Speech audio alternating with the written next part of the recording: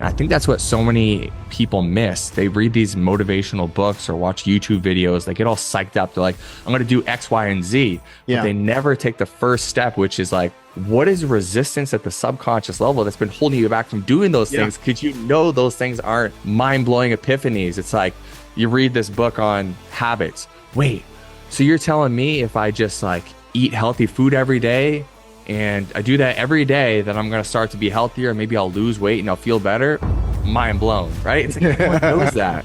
But why don't you do it? We have to deal with the subconscious program. And that big one, that core one, so many of us hold is the I'm worthless. I'm not worth shit. And obviously in my book, I talk about some experience that I had and how I gained that programming, and I saw how much it held me back. And once I removed that and reprogrammed it, boom, my income and earning potential went through the roof, and so many things in my life got better because that artificial ceiling that was placed there was finally removed.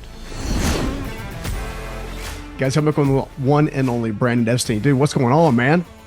My brother, so grateful to be here with you. Such a blessing. I'm just happy to share space and see what comes up, man. Yeah. You know what's crazy? Like, so I love your work. I love all things unwinding or unprogramming, I would say. Right. You know, I realized a long time ago that you're either being programmed or you're choosing to program yourself, basically with what you consume and the resources and people you meet and all that kind of stuff. You know, and it's funny, my Chastity, who's my partner in life here and in business, ironically, she works for the company as well as you know, our life together. She came to me recently and she goes, "Hey, you know what? You've done really well. Like you went from homelessness to building, 9 figures in top line revenue. So that's one massive journey with lots of hurdles and lots of overcoming and mindset traps." And she goes, "But I think you have billionaire talents." I'm like, "What?" She's like, "Yeah, you have billionaire talents. It's like you have everything you need to build a 10-figure business already wrapped up inside of you." And when she said that, my first reaction was not, now keep in mind, she's my partner in life. She knows me more or tighter than anybody else because she spends so much time with me, right? So she knows me better than anybody else. And she's saying this, but yet she's saying this to me. And I'm like, nah, I'm thinking like, I could probably generate a couple hundred million a year. That's, it's very, that's more than enough, more than we'd ever need to live a lifestyle and help people and all this kind of stuff. And as we were getting started, you were like, "Hey, why don't we workshop some stuff?" So my question to you, I guess, coming out of the gate would be this. Why was I resistant to the $1 billion vision that she was casting as my partner in life? Well, and you know this, I'm sure a lot of your audience knows this, but it doesn't matter how far we go on our journey. It's only natural for that governor to turn on when we try to go a little bit faster, a little bit further. Right? Yeah. And so you could be trying to make your first $10,000 month, right? Yeah. You'd be trying to make, your first dollar in a business, whatever it is, whatever that next step is, that governor turns on because subconsciously in our biology, our body's going, it's safe, it's fine. Why are you trying to change things? We're thriving. There's nothing wrong here. Even if in your head, you're like, well, what do you mean? Like things could be so much better. Well, what your biology really understands in that moment is that you're fed, you have roof over your head, you're safe. So why would you want to go further? And if you do try to get out of your comfort zone and go further, that could mean risk. That can mean, to your subconscious, it can mean potential death because you're going out of the cave, you're going to uncharted territories. So I think it's just in our biology, it's not rational. And so much of the work that I do, it does not even touch the rational mind because the rational mind can't make sense of why we feel drawn towards some things or feel resistant towards others. So coming back to answer your question, I think it's just the next level, the next evolution for you. So the body's like, dude, you're doing great. 9-figure business, stop. Yeah. Like, what are you going to have to give up? Right. Is it going to be less time with your family? Right. I think and I don't mean to cut you off there, but as I was kind of walking my way through that conversation, clearly I've got somebody who believes that I can do amazing things, which is fantastic to be aligned with somebody like that. Right. And vice versa. She can do some really incredible things as well. And is doing incredible things. But the first thought was, it's like, I don't have anything to prove to anybody. Like I'm good. Like I'm helping people on a regular basis. I'm I'm helping entrepreneurs build their own businesses without a lot of the strife and the struggle and the poison that I had to overcome in building mine, just through experience and wisdom, but at the same time, it's like part of life is trying to figure out what you can make of it, what you can do with it at the end of the day. Right. So I was kind of my governor kicked in from a place of, all right, are you starting to go over accelerate or be the overachiever again? Or are you simply resisting contentment and fulfillment at the level at which you're at? Yeah. What's coming up for me is like, there's maybe what feels like to me is like, there's more like echoes of old fear. And even if you bring awareness to that, that'll actually go away and you'll be able to bring clarity into, is there actually inspiration there? Like, why get to that next number? Like, what is there? What am I going to accomplish? Right. Like, yeah, I know you're a believer in God. So it's like, I feel like God really wants you to have a reason to make that money. Right. Like, what are you going to do with it? Like the number for the sake of the number, there's no inspiration there. Right. That just feels like just trudging forward in obligation. But if there's like this beautiful vision that's crafted, it's like, hey, when I make this money, I'll be able to create this contribution, this change in the world. Yeah. I'm going to be able to be so much more purposeful. I think that's a reason to move towards it. So I would say like there needs to be an alignment there. What's going to pull you towards that $1 billion business? Otherwise, it may not make sense because it's silly just to chase a number for a number itself. Yeah, no, and I think that's the part of the spirit, right? That I was kind of like wrestling with a little bit. If I was a 10-figure earner, there are a lot of things in the world that need help.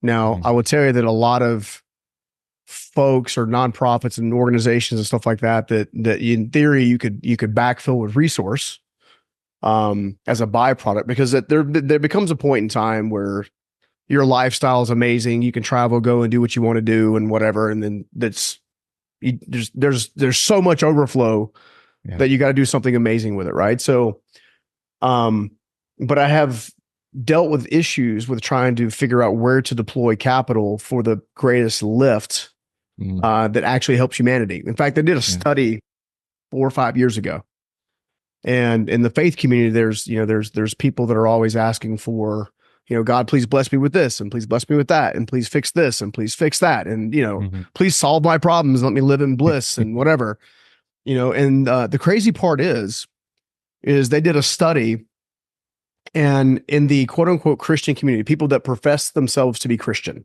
okay, so it's a very big net, right? Yeah, all kinds of denominations, all kinds of levels of connectedness versus disconnectedness, etc.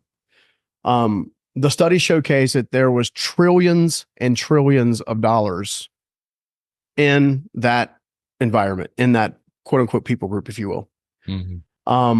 Basically what the study showcased is there's enough wealth already in the professing Christian body, if you will, to solve the vast majority, if not all, the world's current needs. So hunger, homelessness, mental illness, like all these different things, there's already enough resource. So it's like the divine has already resourced us, but we're not using the resources properly. Yeah. So part of me wants to avoid getting in a position where I'm not using resource properly. Yes. Does that make sense? Of course. So what comes up for me is like, the first step before even thinking about $1 billion is feel really aligned with the contribution you can make with the income you have coming in right now. Yeah. And then it's like, oh man, I'm making such a big difference. What would it be like if I took this system that I created and I doubled it or tripled it? And there is going to be that pull that's going to get you to want to actually go after that. Yeah. No, that's great, man, dude. It's funny. I was enjoying your book, and there's so many different directions we can go, because when it comes to programming and understanding the human mind, your condition, your own biases, your own upbringings and traumas and all kinds of things, there's a lot to walk through, right? There's a tremendous amount. So one of the things I want to talk about is just, what does it really take to unlock a subconscious mind? Yeah. Like, because most of us are operating, sleepwalking, if you will, through life. We're not really living. I think living is not subconscious mind. Yes. Yeah. I mean, you got to get present, right? So that means you can't be thinking about the future, can't be thinking about the past. Most of us are operating, and if we get into the scientific terms, mostly beta brainwave state, which is like the conscious mind, just beady eyes, just like looking to the right, looking to the left. What's going on? What do I do next? Right? Check my phone. What's going on? I need another snack. Boom, boom, boom. Dopamine. Yep. So you have to get out of that state. You got to slow down. What slows down expands, and you can go within yourself. So that's the first step. So that can be as simple as closing your eyes, taking a few deep breaths, maybe even visualizing as your muscles relax, your bones relax, your organs relax, just sitting deeper and deeper into yourself. And then you have to realize this work is spiritual work. So, and if someone doesn't really resonate with me saying it's spiritual work, well, it's energetic work, right? It lives in the physical body. It's not in the head. So if you want to get to your subconscious, you're not going to think of the solution. It doesn't live up there. It lives, it's stored in the body. We have energy centers in the body. So you have to get beyond your mind. And for a lot of guys, especially, we have this barrier around being able to do that, where we believe that, feeling our feelings makes us weak, or being vulnerable makes us weak. So we have to overcome that burden to start and be able to believe that, no, feeling my feelings makes me stronger, more depth and power into my life. So going into yourself in the present moment, that is the first step. And then feeling your feeling, because the feeling is a gateway into where that subconscious is and what it is. So you have to be able to feel your feeling first. So that's the first step for us. Yeah, no, that's a great. I thought I was thinking. I don't know why this popped up, but I have this picture that used to hang in a movie theater that I used to have in a house I used to own. And it was a picture of Wolverine with his big claws out, right? And it says Wolverine's strength is not in its claws; it's in his vulnerability. Right. So it's funny you mentioned that, because one of the things I've been working on for the last several years is, and I think this is one of the reasons Chastity and I can actually connect at a deeper level on a consistent basis with just talking and communication, is understanding the polarity and the duality, if you will, between the masculine and feminine, right? So you got masculine energy, that's just the dominance and the grind and the grit and to go after it and aggression and whatever. And you've got the, what some would call the feminine energy, which is more of the empathy, the compassion, the grace, the mercy, the joy. It's funny that when I began sharing more of my personal stories, which historically the masculine, the wounded masculine would tell you, hey, no, dude, you can't do that. You can't let people know what's going on. Like, what will they think? The crazy part was when I started doing it, what I realized is what they thought was, hey, I can see myself in him. Hey, how did you pivot around this? Hey, how did you do this? How did you shift your mindset over here? How did you get rid of these toxic people around you that were like feeding on you consistently? How did you start working in the shadow? Like all this kind of stuff. Without losing your sense of faith and sense of self. And it's funny that the vulnerability really is the key to that next level, to that, some of my friends would call it their higher self. I would call your higher self your best self. It's what, if you believe in a creator, like the creator put you on this planet to become. Like it's the experience. Some would say that at the end of life, we get to go back to the creator and just tell them all everything that happened. Like what we explored and what we discovered and how experiential it was. And there's no guilt and judgment and condemnation and whatever. It's just like, oh, that's so cool. It's like with a 3-year-old, they bring you like the coloring book with the little scribbles all over top of it. And of course, the colors are all outside of the lines and you're like, oh, that's so amazing. That kind of vibe, you know what I mean? So anyway, I don't know why I went on that tangent, but, one of the things that I read in the book that I really resonated with, and this is something I battled for a long time, and I'm sure still do at some level, and I think a lot of men do.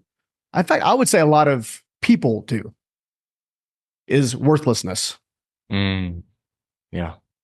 What is it that we get wrong about quote unquote being worthy or feeling worthy that really kind of gets us off track and off center? Yeah.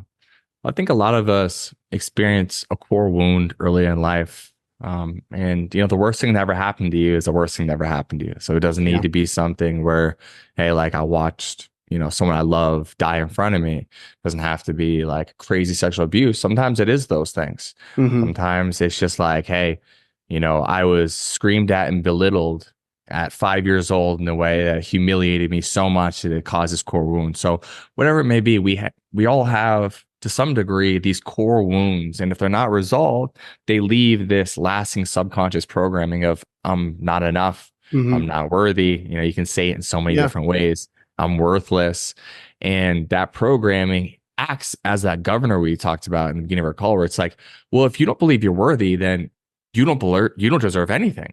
Yeah. So you're going to sabotage yourself every time you try to achieve whatever it is, whether you start to get a good romantic relationship. Well, if that person wants to be with you and you're worthless, what does that say about them? Mm. They must be Yeah. really terrible, right? Or you start to have some success in business and then the subconscious goes, no, remember, you're worthless. You're not enough. Like you're not. Then you're going to sabotage yourself and be like, you're going to do things subconsciously. Like, obviously, rationally, we would never choose to let ourselves down in that way. But those core wounds leave these lasting subconscious programs that act as this artificial governor that holds us back from doing the things we need to do to get to where we want to get to in life. And I think that's what so many people miss. They read these motivational books or watch YouTube videos. They get all psyched up. They're like, I'm going to do X, Y, and Z. But Yeah. they never take the first step, which is like, what is resistance at the subconscious level that's been holding you back from doing those Yeah. things? Because you know those things aren't mind-blowing epiphanies. It's like you read this book on habits. Wait, so you're telling me if I just like eat healthy food every day and I do that every day, then I'm going to start to be healthier and maybe I'll lose weight and I'll feel better? Mind blown, right? It's like everyone knows that. Yeah. But why don't you do it? We have to Yeah. deal with the subconscious program. And that big one, that core one, so many of us hold is the I'm worthless. I'm not worth shit. And obviously, in my book, I talk about some experience that I had and how I gained that Yeah. programming. And I saw how much it held me back. And once I removed that and reprogrammed it, boom, my income and earning potential went through the roof. And so many things in my life got better because Yeah. that artificial ceiling that was placed there was finally removed. Yeah, no, that's awesome. And yeah, I think that's a reality for a lot of folks. In fact, I think there's a direct correlation. The things that you can quote unquote attract into your life is a byproduct of kind of what you believe about your life, right? Yes. And I think one of the 100%. things you and I both agree on is the importance of working from the inside out, not the outside in.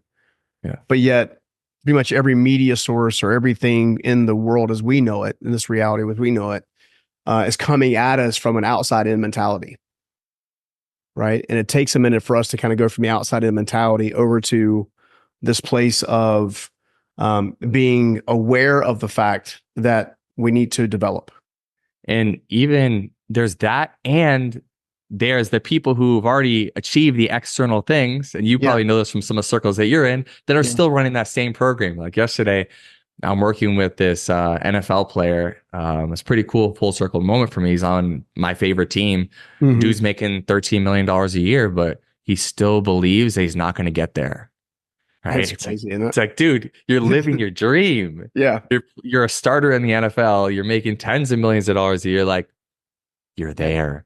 Yeah. But if, like you said, it doesn't matter if we haven't achieved those things yet. If you haven't achieved the external things that you think they're going to make you feel good inside and like you finally got there, you won't get there by trying to go outwards. And if you happen to get there just by pure force and will, you're still not going to feel like you're there unless you go and do the inside work. So either way, you got to do the same stuff.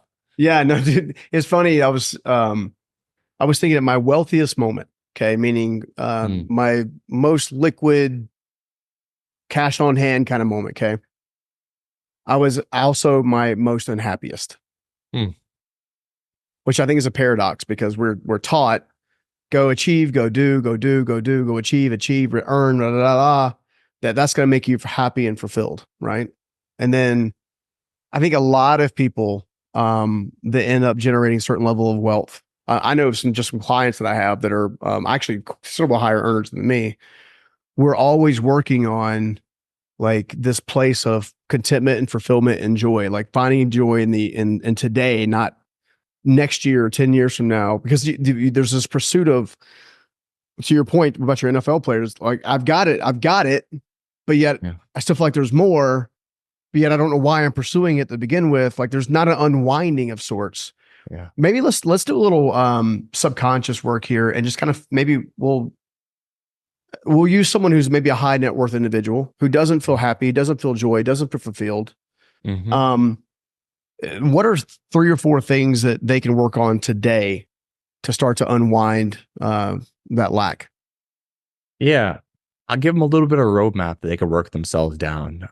This is essentially what the playbook is in my book.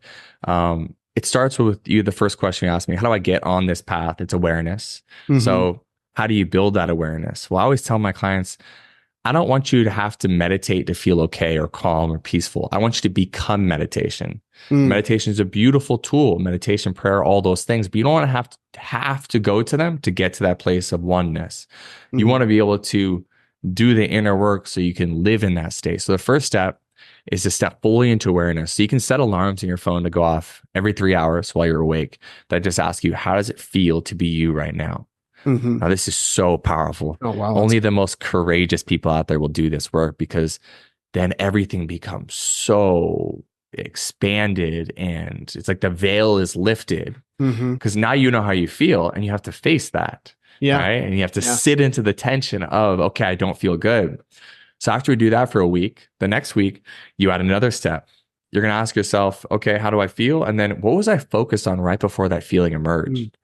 Then you're going to see how much of a conscious creator you are of your own reality and experience by noticing, oh, you know what? When I focus on there's not enough time left in the day, I feel anxious. So it's like you're creating your own suffering in this cycle, right? This super high achiever, people live in that all the time. Like I have similar types of clients, business owners, high achievers, people who are like constantly rushing ahead, and Mhm. it's creating the feeling of anxiety. Okay, well, let's bring awareness to how you do that. So, what do you focus on? Okay, I'm focused on how other people aren't doing their job. They're not pulling your weight, right? So, the anger Mhm. comes up through that. Or I'm focused on, I don't have enough time to get my work done. Okay, anxiety comes up through that. Oh, I'm focused on how I am not being there for my kids or my family like I need to because I have to get this project done. Feeling of guilt comes up through that. So just Mhm. noticing, you create the feelings. Most people go, Mm. those people made me feel that way. These circumstances made me feel that way, right? So the step Yeah. three there is just to be able to identify how your focus creates your feelings. Now, Mhm. once you do that, the next week you get a little bit more power in your hands. And if you guys want to write this down as I'm going through this, feel free. The next step for the following week would be to do the exercise again. Now, when the alarm goes off this time, if you feel good, job's done. Mhm. Just move on with your life. If you don't feel good, ask yourself, what was I focused on that made me feel this way? And then flip your focus, because usually your focus is going to be on something outside of your control. It gives you that undesirable Mhm. feeling. The Yep. opposite focus is going to be something that's in your Yep. control. So let's look at a few of those examples I just gave. The first example being of, I'm focused on, I don't have enough time to get the work done today. Get all my work done today. Okay. The opposite focus is, I have more than enough time to get done what needs to get done today. Dude, that's so good. I like the fact of setting the alarm cat aspect as well, to be a bit of a mental trigger to stop and become more aware of where you are in the moment and maybe how to put it together a little bit differently. That's so, so good. You know, when it comes down to it, I'm wondering about self-sabotage, right? Because you mentioned it earlier as we're going to get started. I think one of the first things that I dealt with early on, even in getting into the conscious awareness, you know, I was intentionally trying to become more self-aware with my days, my hours, my weeks. And that was the catalyst for me, right? I call it the 7 levels of life mastery, right? Awareness is number one.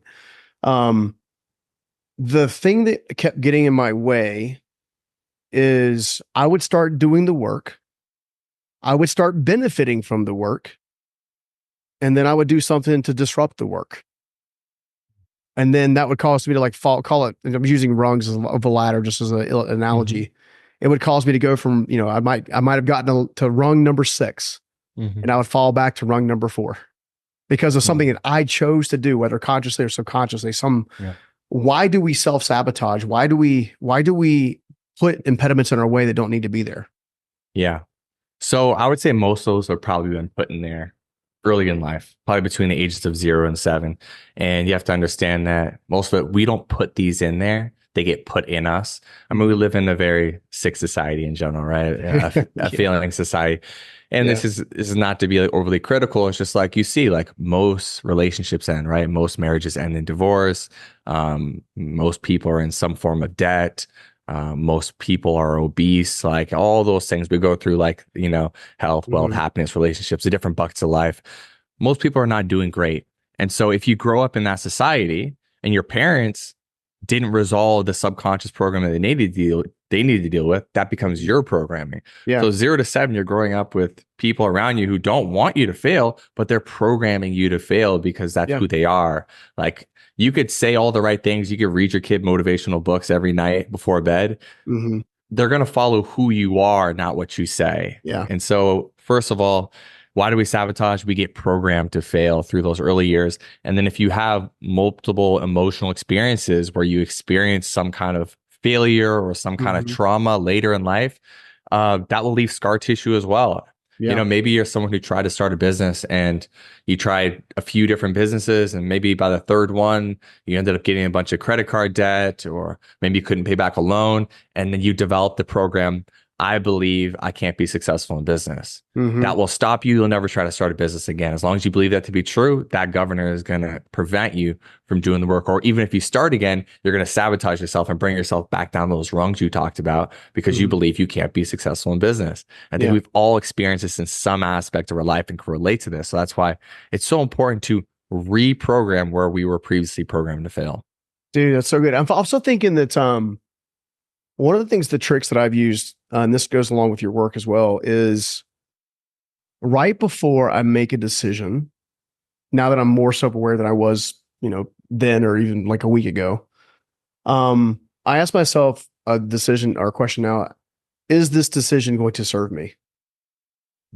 Because 9 times out of 10, if I have a self-sabotaging behavior or a thought or a belief system around something, when I ask that question of it, it says, oh, this is a self-sabotage thing. We need to do some more work here. And it's leading me to share an experience with you that I had when I was about 13 years old. Okay. So I grew up in a very chaotic, some would say toxic, but very impoverished lifestyle as a kid. Okay. Mother struggled with mental illness off and on. Dad struggled with alcoholism, largely gone out of my life, raised by a grandmother, so on and so forth.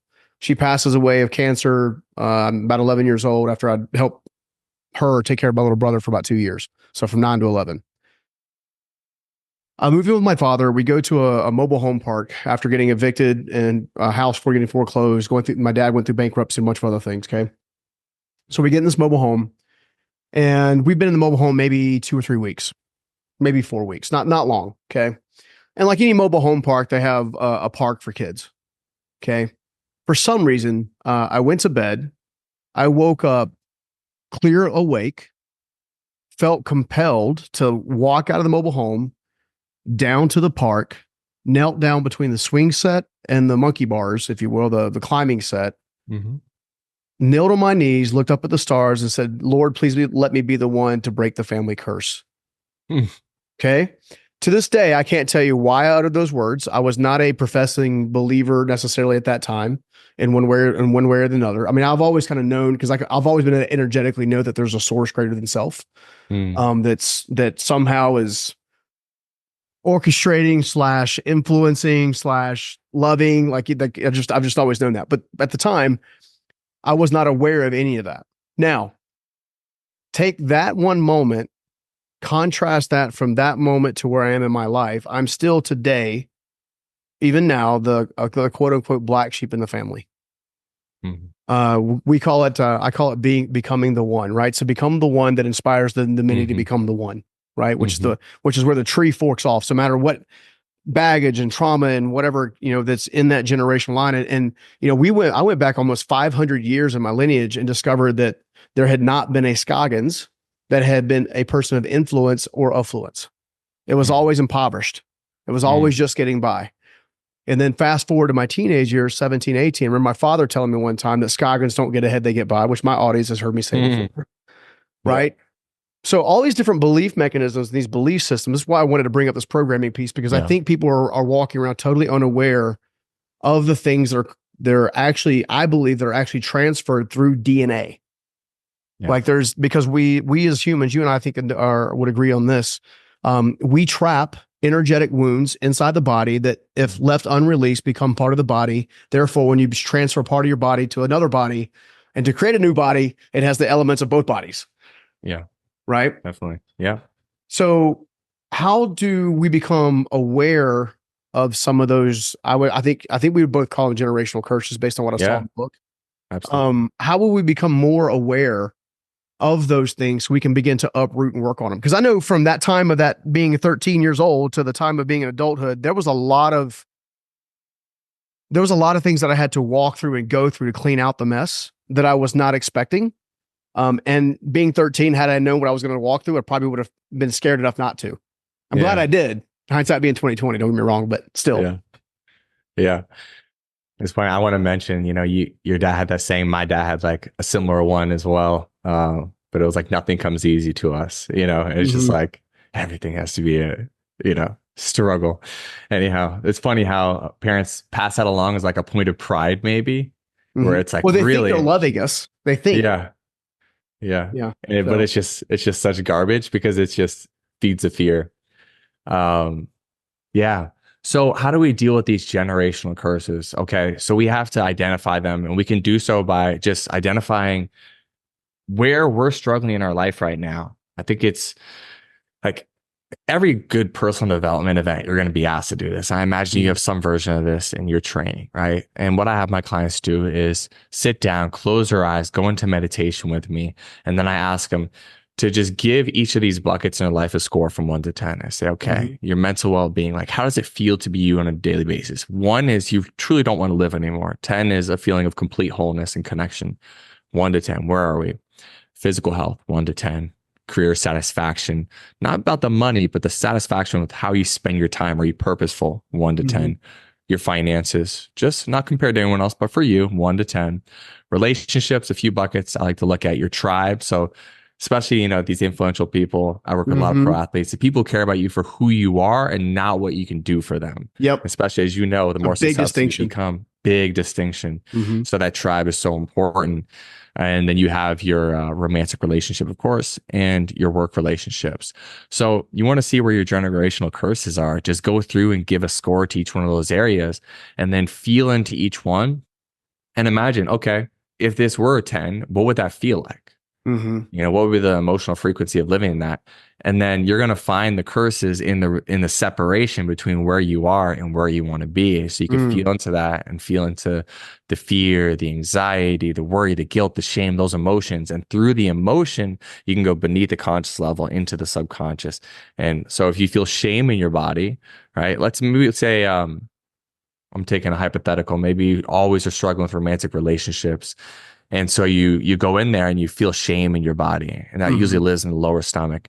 And so you feel shame and you ask yourself, what am I believing to be true that make me feel so shameful? Oh, I believe nobody would ever love someone like me, right? Maybe that's what you believe. And Mm-hmm. so that's a generational curse. Like, you didn't choose that. Who would choose to believe that nobody would ever love somebody like me, or I'm not lovable, right? Yeah. I believe I'm not lovable. Nobody would choose that. So that's a curse that was passed along to you that you're carrying now. So you Mm-hmm. have to move through that and transmute it. And Mm-hmm. we do so by accepting it, surrendering it, removing it into the past, and then transmuting it. So the opposite would be, I believe I am lovable.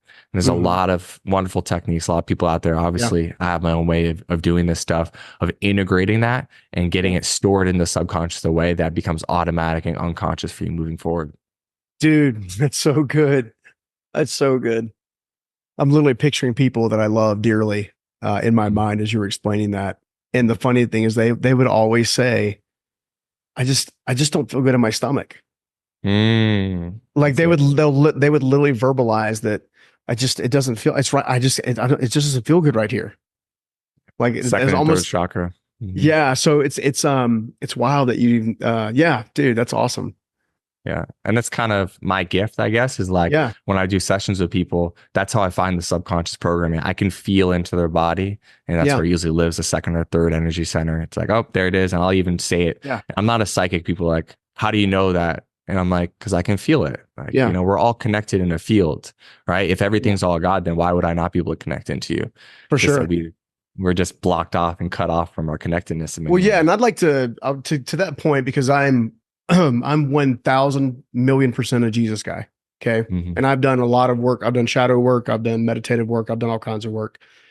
And Jesus is very much still true for me.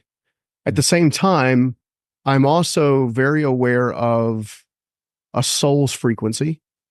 I discovered that through my own work over time. So, for example, if in my earlier days, when not feeling a sense of quality self worth, I found myself to be more fearful, more anxiety ridden, more shameful, more angry. I would get angrier quicker. And I could feel, hindsight being 2020 now, a lower hum, right? Now I operate in a right. So, and then if you look at they just recently been able to do this in the last 5 years. I forgot the name, but there's a specific camera that uses a magnetic pulse to basically image the magnetic frequency coming off your body. Okay. Those with a low density or a lower vibration that again, that I would say is true. It's very easy to see that about an eighth off the skin, there's a resonance. Some can see colors and tones. Some can. I can't. I see muted. Whereas someone who's operating at a higher frequency, it's literally off their body about 5, 6, 7 inches. Which is that led me toward the path of, okay, well, if you are actually doing the work, you're cleansing your body, you're releasing the trauma, the sins, the baggage, the generational curses and stuff, which is stuff that Jesus actively talked about on a regular basis.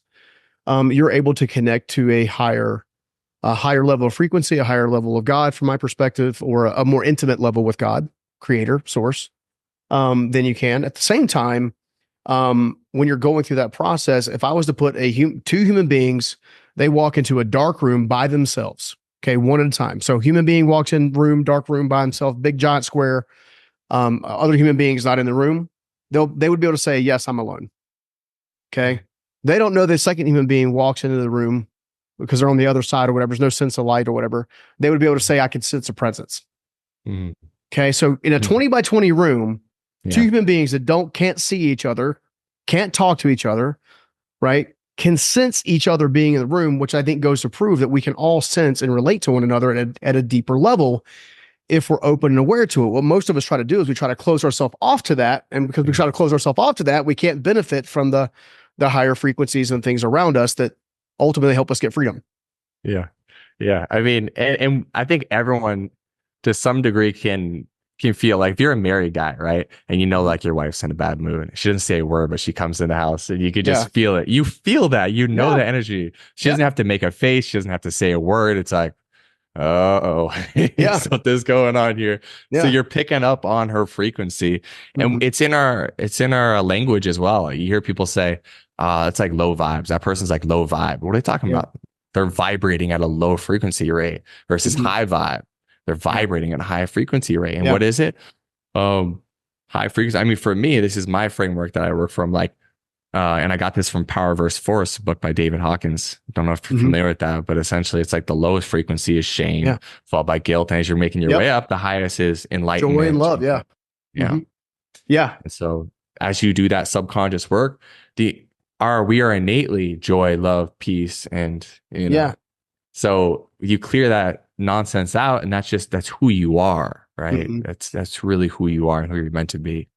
When the crazy part is when you're more congruent with who you're really designed to be, and I say designed, those low frequency things are really not part of your life anymore. Yeah, you don't live there. Yeah, so I'll give you a perfect example. I woke up in a bit of a funk yesterday for 15 minutes. I have no idea why. I was in a funk. Okay. Chastity picks up on it, and she says, she tries a couple times to like talk about it a little bit. She can sense it. I can sense it. Right. On the third attempt, I kind of explained maybe one or two of the things that were on my heart and my mind at the moment. And that freed the air, and then later on in the day, she had this really, really, it's actually still on Instagram. She posted it last night, that I thought was powerful.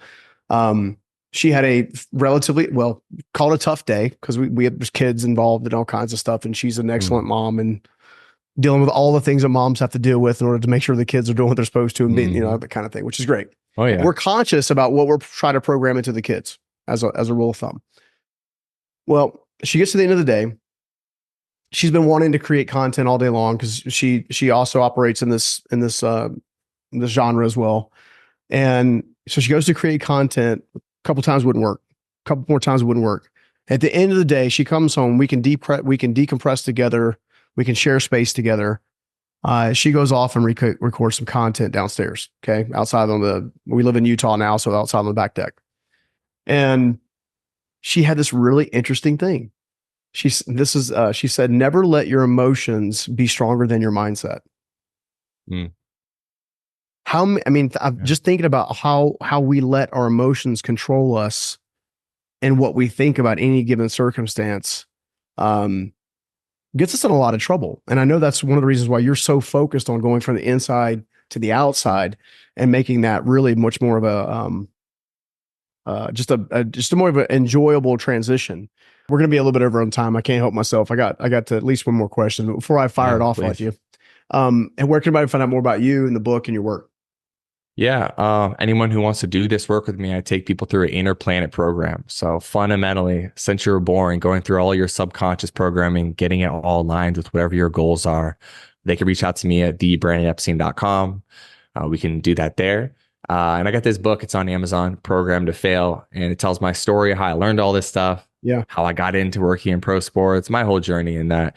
And yeah, it's on Amazon. So those are really the two best places. And I'm very approachable. You can hit me up on Instagram as well, Brandon Epstein _. Dude, love it, man. And in fact, I was actually thinking I consume the audio version of the book myself. So yes. Mm-hmm. Which is On always Audible. really cool. So Yes. one of the things I've heard you say, we'll close with this. Anxiety is a big deal. Yeah. For a lot of folks. Okay. And I think anxiety is an inhibitor of success, whatever success looks like. Being a better dad, being a better mom, business, relationships, whatever. A lot of times to me, anxiety is trying to control the uncontrollable or somehow setting an expectation that we can't control the outcome on. Right. Yes. Agreed. As we start looking at that a little bit, one of the things I've heard you say before is, and I can't remember if it was on a podcast or a show you did, or if it was in the book specifically. But I heard you mention before that you weren't actually aware that you were walking with anxiety at certain times. Yeah. And then once you became aware of it, you began to have an avenue to work on it. Walk us through a little bit of that story, if you don't mind. I know we're a little bit over on time, but I think it's a really important concept for people to understand and grasp. Yeah. I mean, I wasn't even looking to solve anxiety because I didn't know anxiety was a thing. You know, I mean, it really has become a part of the conversation the last 10 years or so. So at this time, this was, about maybe 16 years ago or so at this point.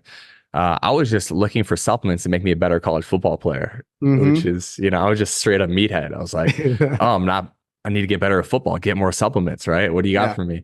And so I walked into this supplement shop, and the owner of the supplement shop just happened to be this dude who's a savant healer, practitioner, just works heavily in this world of mental performance, and just happened to also manage a shop at the time. And so I started telling him, hey, I need a supplement. I'm trying to get better. And he was like, what else are you doing? How do you feel? It's like, what do you mean? How do I feel? I'm a football player. I don't have feelings, bro.